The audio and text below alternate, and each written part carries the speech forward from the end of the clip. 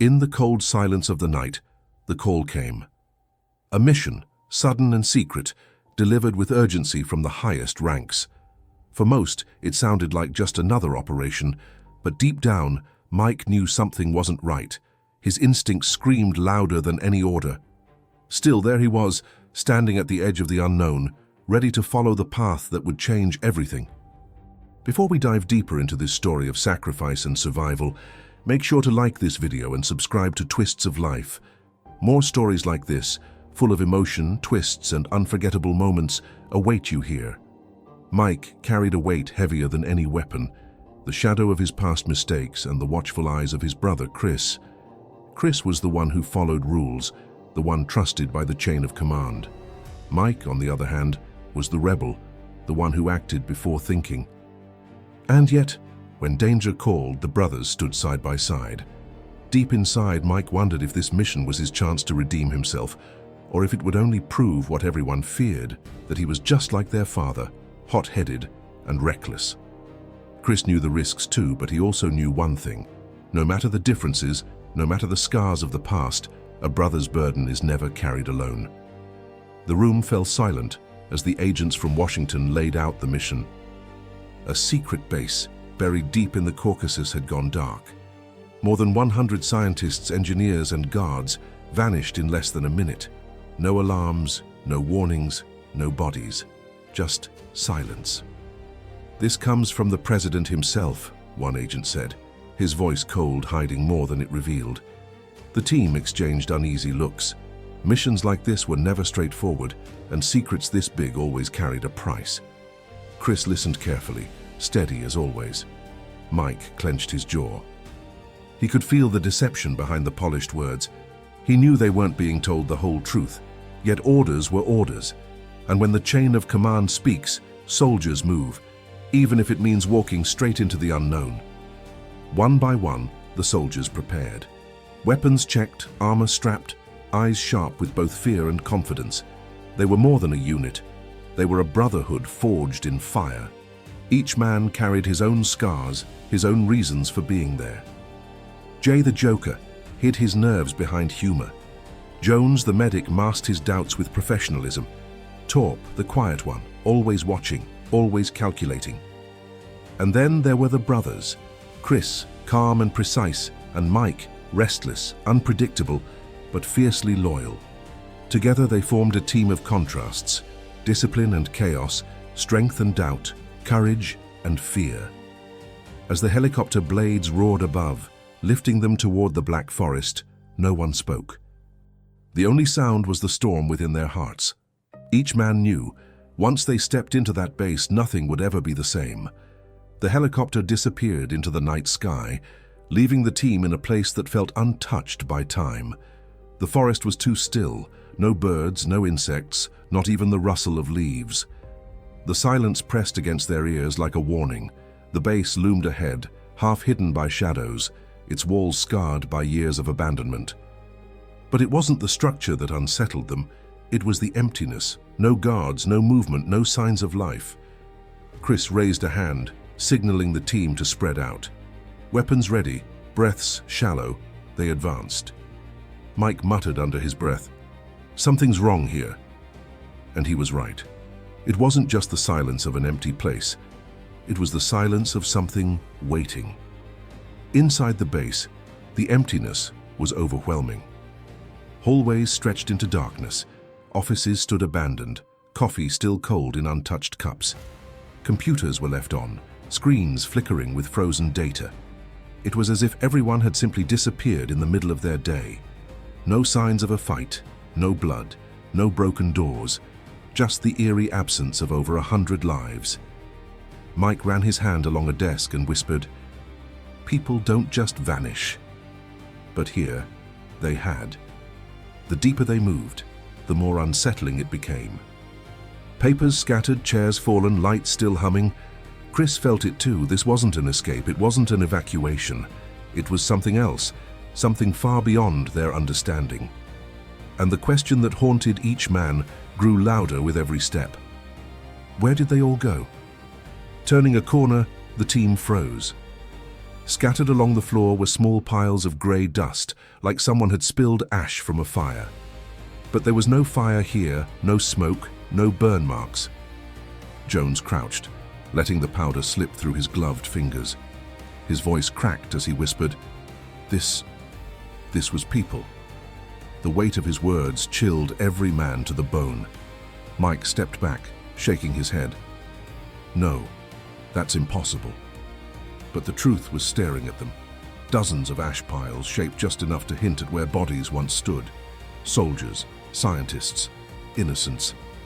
Chris tightened his grip on his weapon. Whatever did this, it wasn't human. The silence deepened, pressing harder on their chests. For the first time, even the bravest among them felt it. Fear of an enemy they couldn't see, couldn't fight, couldn't even understand. A sudden noise echoed through the corridor, footsteps, quick and desperate. The team raised their weapons, fingers tight on the trigger. Out of the shadows emerged a woman, her face pale, her eyes wide with terror. "Don't shoot!" she cried, trembling. "My name is Isabella.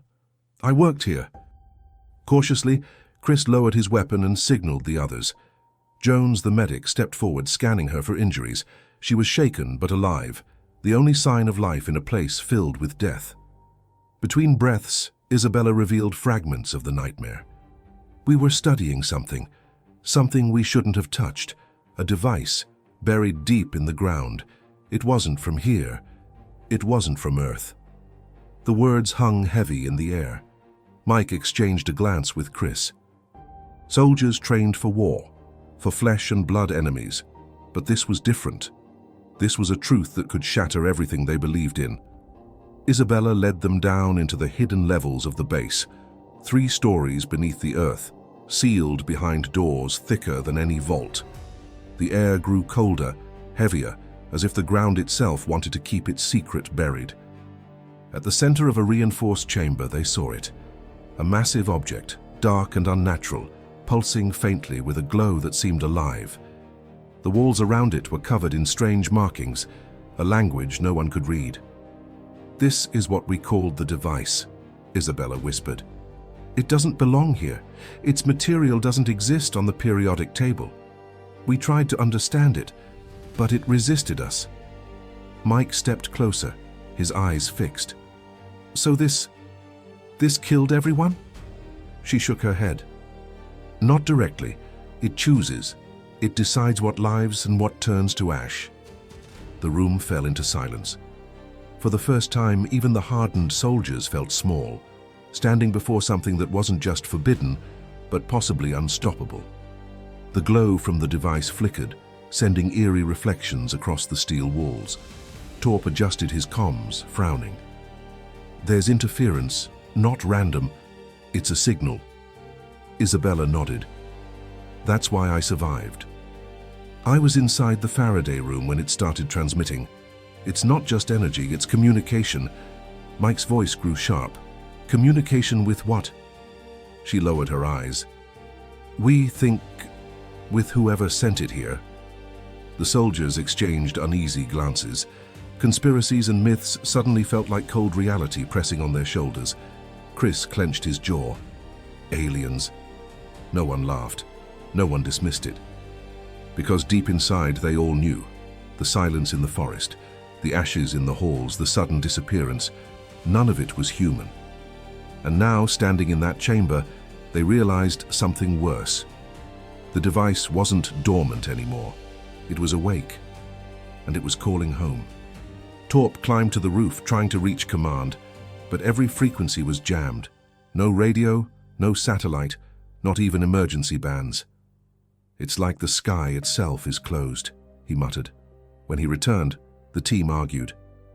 Chris wanted to follow protocol, to hold position until reinforcements arrived. Mike shook his head. "Reinforcements aren't coming. They sent us here blind. They knew." The air grew heavy with doubt. Were they soldiers on a rescue mission, or pawns in a bigger game? The faces of the agents back in Washington flashed in their minds, too calm, too vague, hiding too much. Jones broke the silence. "If this device is transmitting, then someone, or something, is already on the way. For the first time, the team wasn't sure who to trust, their orders, their leaders, or even each other. The drone feed crackled with static before collapsing into black. Then, out in the night sky, Torp spotted movement. At first, it looked like planes, but there were no engines, no lights, only dark silhouettes gliding silently above the base. "Targets incoming!" Torp shouted. The team rushed to defensive positions. Chris barked orders, but even his steady voice carried tension. Shapes descended, faster than parachutes, slower than missiles. They weren't falling, they were landing. Mike gritted his teeth. "They're not here for us. They're here for the device." The forest trembled as the shadows touched the ground. Weapons raised, hearts pounding. The soldiers stared at the figures approaching. For a moment, no one moved. And then, the silence broke. Gunfire erupted. The night lit up with muzzle flashes as humanity clashed with something it had never faced before. "Don't stop fighting," Chris roared. "Hold the line." And right there in the chaos of fire and fear, they realized this wasn't just a mission anymore. It was a war. The first figure emerged through the smoke, tall, armored, and faceless. Bullets ripped through the air, but the creature barely staggered. Sparks flew as rounds ricocheted off its body, as if metal and flesh were fused together. Jones shouted, "They don't bleed!" Panic edged his voice, but Chris barked back, "Aim for the joints! Keep firing!" Mike charged forward, reckless but fearless, unleashing a storm of bullets. The creature finally dropped to its knees, collapsing into a heap of shattered armor and nothing. No body, just empty shell and ash. "Not human," Torp whispered, his hands trembling. More shadows advanced from the tree line. The soldiers felt the walls closing in, their numbers dwindling against enemies without fear, without faces, without mercy. And in that moment, one truth became clear. This fight wasn't about winning. It was about surviving long enough to uncover the real reason they had been sent here. Inside the base, chaos spilled into every corridor. Orders clashed with instinct. Chris tried to hold the team together, shouting commands with the authority of a seasoned leader. But Mike, fueled by rage and distrust, pushed back. "You still don't get it," Mike yelled. "They didn't send us here to win. They sent us here to die." Chris stood firm, his eyes locked on his brother's. "We're soldiers. We follow orders. That's how we keep each other alive." But the weight of the mission, the lies from above, and the creatures outside shattered that chain of command. Some men sided with Chris, clinging to discipline. Others looked to Mike, driven by instinct to fight their own way. For the first time, the brothers weren't united. The bond that had always carried them through battles began to crack under the pressure of an enemy neither of them understood. And in that fracture, the team's survival grew more uncertain with every passing second. The argument ended not with words, but with blood. A split-second choice on the battlefield cost a soldier his life. A wrong turn, a mistimed retreat, and suddenly the hall was painted in fire and screams.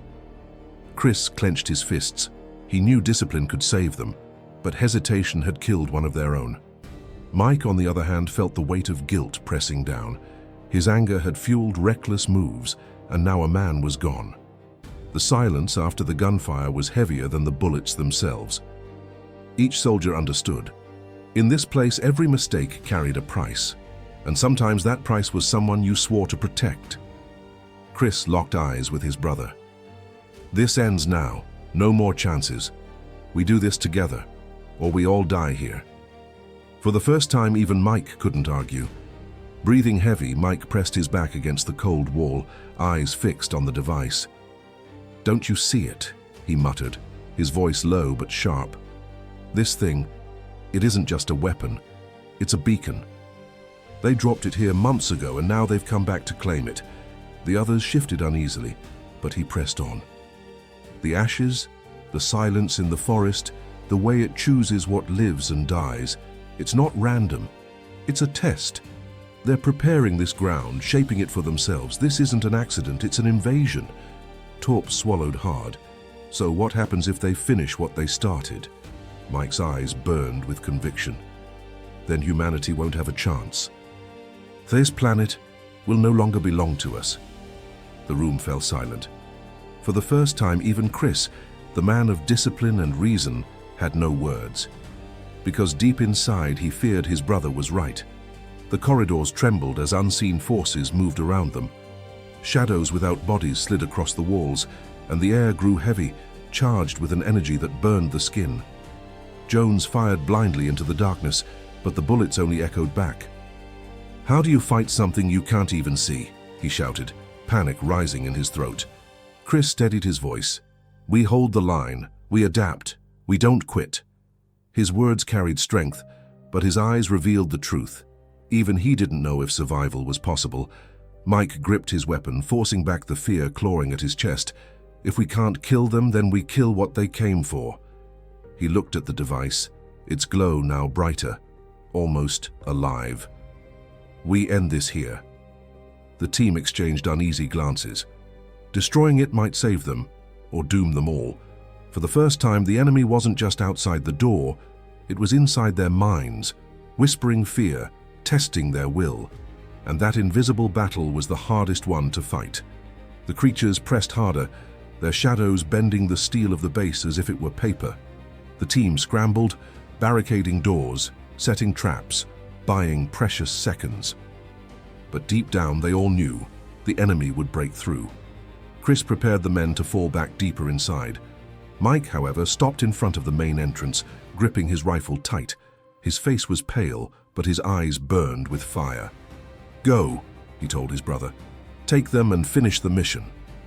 Chris shook his head, refusing to hear it. "I'm not leaving you." "You have to," Mike insisted. "This door won't hold. Someone has to stand here, or none of us make it out." The weight of those words crushed the room. Every soldier felt the truth. Sometimes survival demands a price, and in that moment, Mike chose to pay it. He turned once more to his brother, voice steady, almost calm. "You've carried me long enough, Chris. Let me carry you this time." The door groaned under the force outside. The sacrifice had already begun. The steel door shuddered, bending under the pounding force. Mike braced his back against it, rifle in hand, every muscle burning with defiance. The others moved away, their hearts heavy, their eyes refusing to let go. Chris lingered, torn between duty and love. "I can't leave you," he whispered. Mike forced a smile, hiding the fear that twisted inside him. "You already did once. Don't make the same mistake again. Go." The door split open, and the shadows poured in like a flood. Mike roared, unleashing a storm of bullets, a lone soldier against an endless tide. Each shot echoed like thunder, each breath a refusal to surrender. Through the chaos, Chris looked back one last time, seeing not the reckless brother who broke rules, but the man who chose sacrifice over survival, love over life. Mike's stand wasn't just against the enemy, it was for his brother, for the team, for humanity.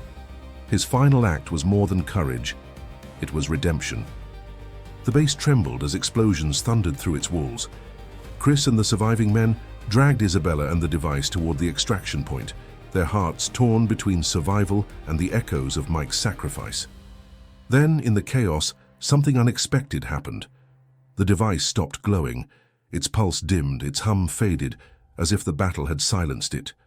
For a moment, the enemy outside faltered, their advance slowing, their shadows dissolving into nothing. Chris realized the truth. Mike's stand had bought them more than time. His sacrifice had disrupted whatever link the device had with those creatures.